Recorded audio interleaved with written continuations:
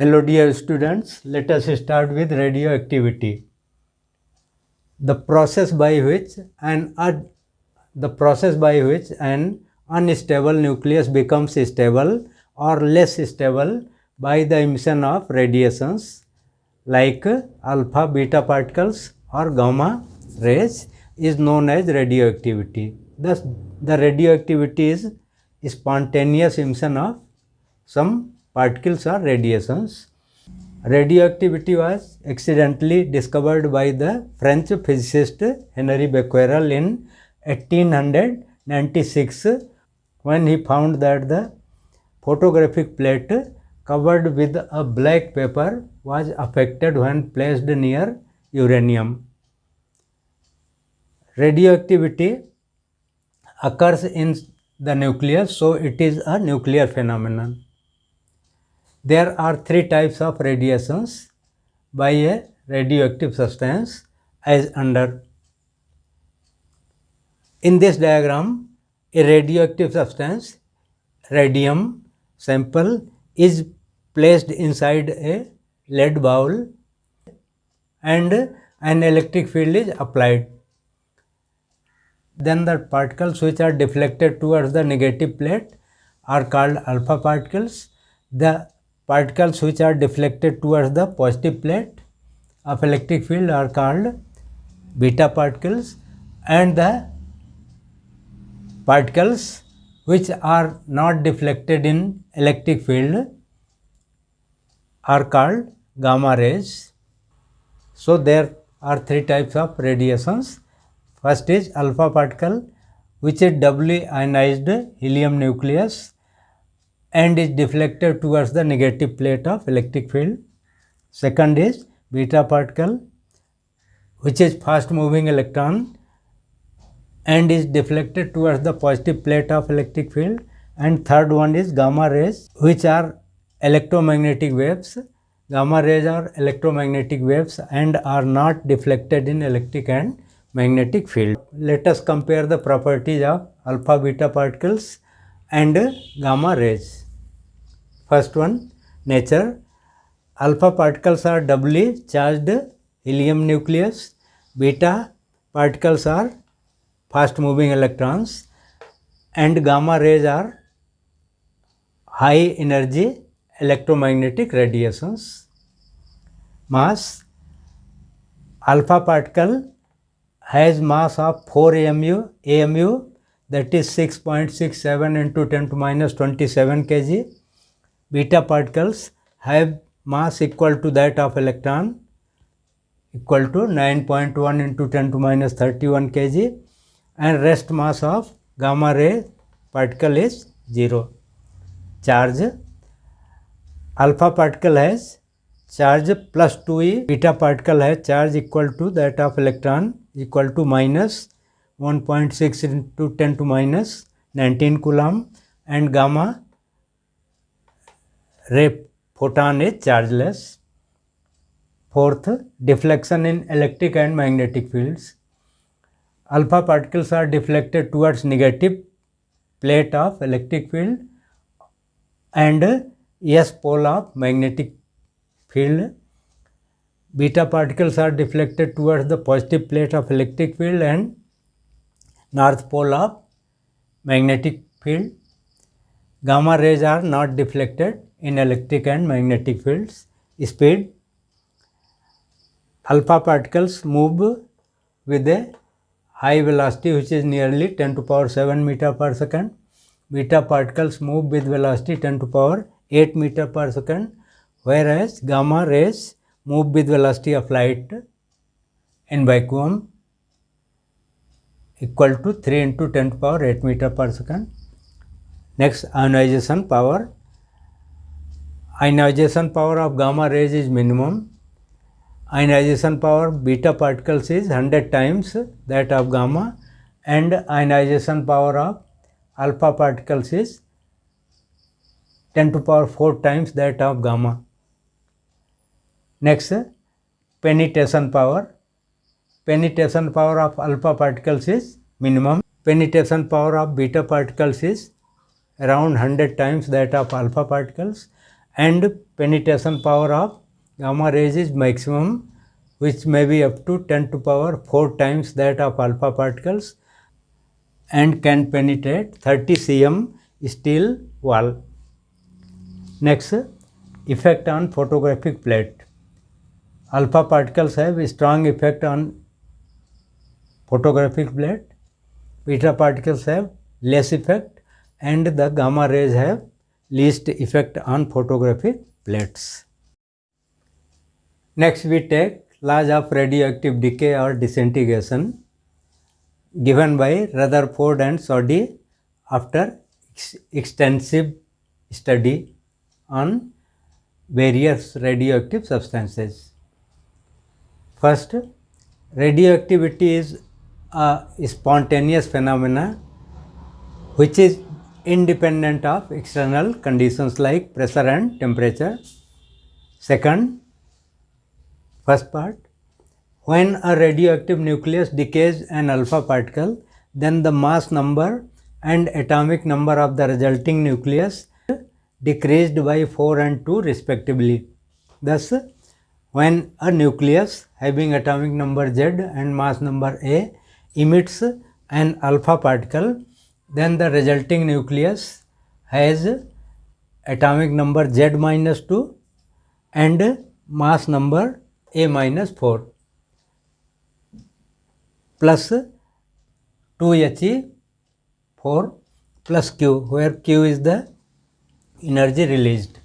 For example, when uranium nucleus 92 to 38 emits an alpha particle, then the resultant nucleus thorium 92 to 34 is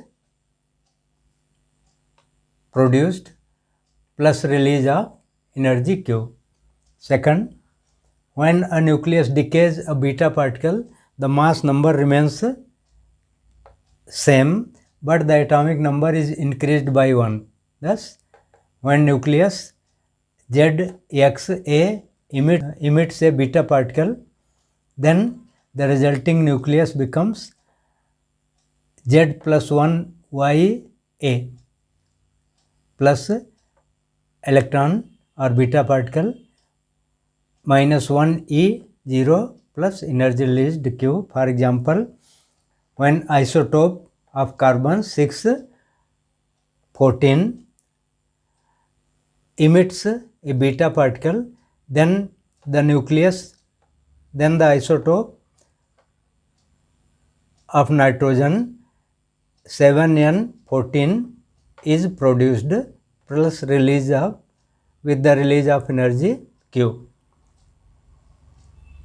Third, in gamma decay, mass and atomic numbers remain constant. Both the alpha and beta particles cannot be emitted at the same time. Now, third law, the rate of decay at any instant is directly proportional to the number of radioactive atoms present at that instant.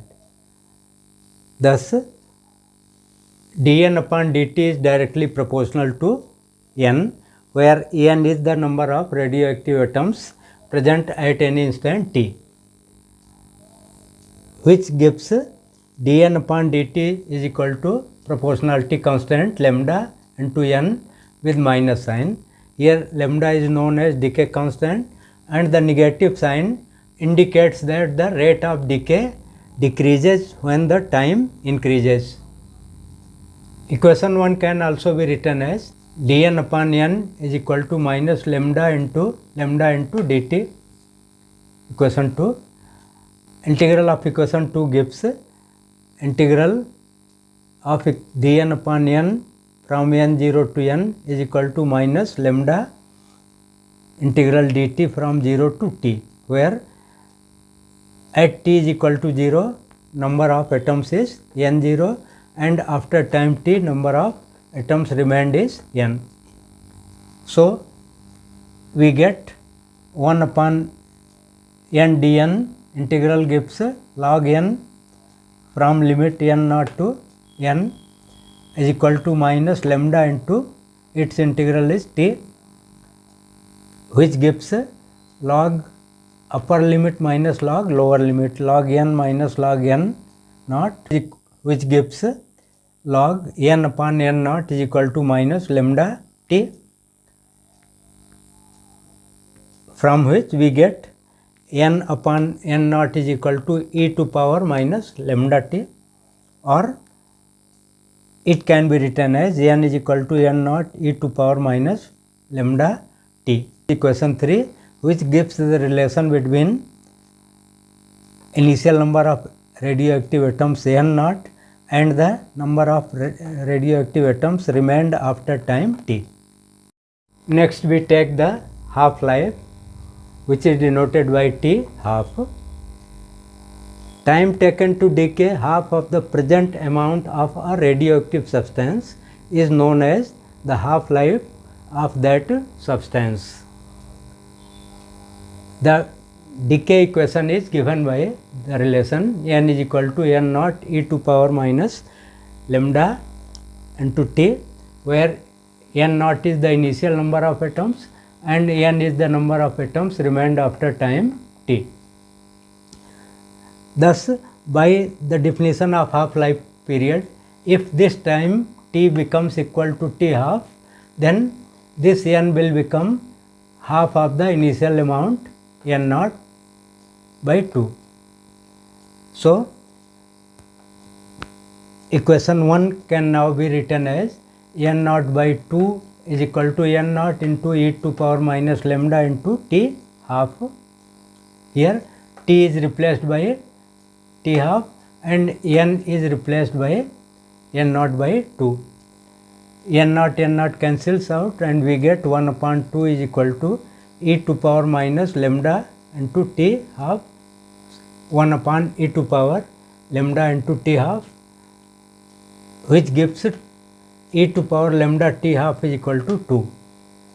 Taking log base e on both sides of this equation, we get log base e of e to power lambda t half is equal to log base e of 2, and log base e of 2, that is ln 2, is equal to 0.693.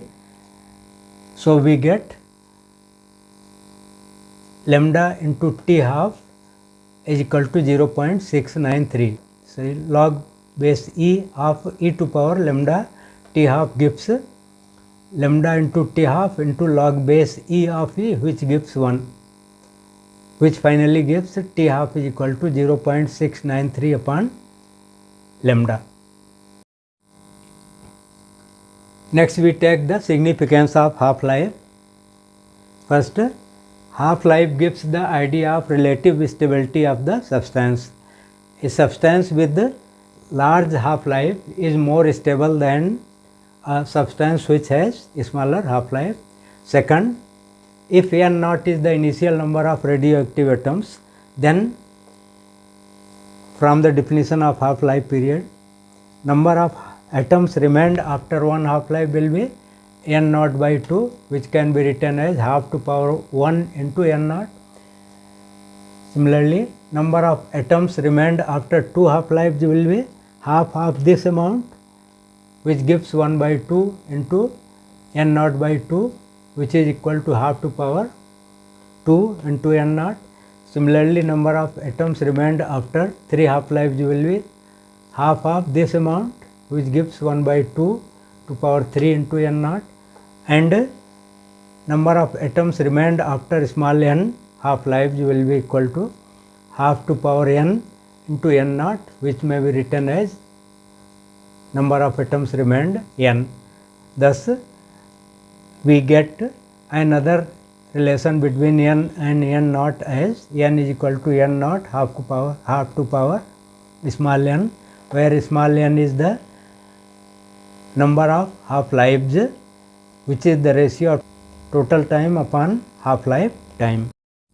Next, we define the decay constant. Decay equation is given as n is equal to n naught e to power minus lambda t. Suppose this is equation 1.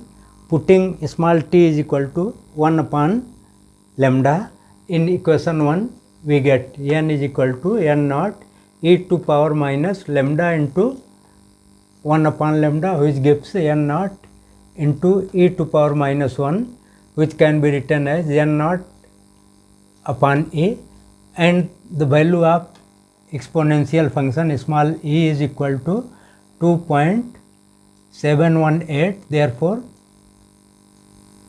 this becomes equal to n naught upon 2.718, which finally gives 0.37 n naught, which may be written as 37% of n naught. Thus, the decay constant may be defined as the reciprocal of time. Here lambda is equal to 1 upon t, reciprocal of the time taken to decrease its number of atoms to about 37% of initial value. Means after t is equal to, or after t is equal to 1 upon lambda, or after lambda is equal to 1 upon t time, number of atoms remained becomes 37% of the initial number n naught. Next we take the average or mean life, which is denoted as T average. The reciprocal of the decay constant of a radioactive substance is defined as the average life of that substance. Thus, if lambda is the decay constant of a radioactive substance, then T average will be equal to 1 upon lambda, and because lambda is equal to 0.693 upon T half, so T average becomes 1 upon 0.693 upon T half. T half goes to the numerator, so we get T average as T half upon 0.693. Next, units of radioactivity. First is 1 becquerel, which is denoted by 1 BQ, which is equal to 1 decay per second. Second one is Rutherford, which is denoted by 1 RD, which is equal to 10 to power 6 decays per second. Similarly, 1 Curie, which is denoted by 1 CI, which is equal to 3.7 into 10 to power 10 decays per second, and in terms of RD it can be written as 3.7 into 10 to power 4 Rutherford. 1 Curie may be defined as the amount of a radioactive substance that decays at the rate of 3.7 into 10 to power 10 decays per second. This is equal to the activity of 1 gram of pure radium. Next we take the activity or rate of decay. The rate of decay is also called activity of the radioactive substance. We know that the rate of decay is given as minus dN upon dt is equal to lambda n. Therefore, at t is equal to 0, the initial rate of decay will be minus dN naught upon dt, which may be denoted by R naught is equal to lambda into n naught. Suppose this is equation 1, and after time t, activity becomes minus dN upon dt, which is R is equal to lambda n, equation 2. When equation 2 is divided with equation 1, we get R upon R naught is equal to lambda cancels out, and we get n upon n naught. Again, n is equal to n naught e to power minus lambda t. Therefore, we get R upon R naught is equal to n naught e to power minus lambda t upon n naught cancels out, and finally we get R is equal to R naught e to the power minus lambda t. This is the relation between initial activity and activity after time t.